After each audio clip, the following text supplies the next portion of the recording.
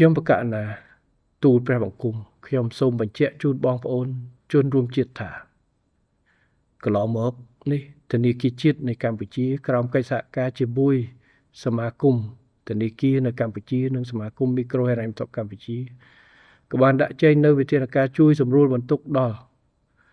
យោធិនដែលធ្វើប្រតិបត្តិការផ្ទាល់ក្នុងសមរភូមិក៏ដូចជាប្រជាពលរដ្ឋដែលរងផលប៉ះពាល់ពីចំនួនព្រំដែនដែលរួមមានការលើកលែងកម្រៃនិងផាកពិន័យពាក់ព័ន្ធនឹងឥណទានការទូទាត់សងការប្រាក់និងបញ្ជាពេលទូទាត់សងប្រាក់ដើមនិងការរៀបចំឥណទានឡើងវិញជាដើមបន្ថែមលើការលុបចោលឥណទានរហូតដល់10លានរៀលដល់យោធិនពិការនៅសមរភូមិនិង80លានរៀលដល់យោធិនពលីខ្ញុំប្រកាសណាទូលព្រះបង្គំខ្ញុំសូមអំពាវនាវឲ្យសមាគមធនាគារនៅកម្ពុជានិងសមាគមមីក្រូហិរញ្ញវត្ថុកម្ពុជាពិនិត្យលទ្ធភាពជួយដល់បងប្អូនជនរងគ្រោះបន្តទៀតតាមលទ្ធភាពដែលអាចធ្វើទៅបាន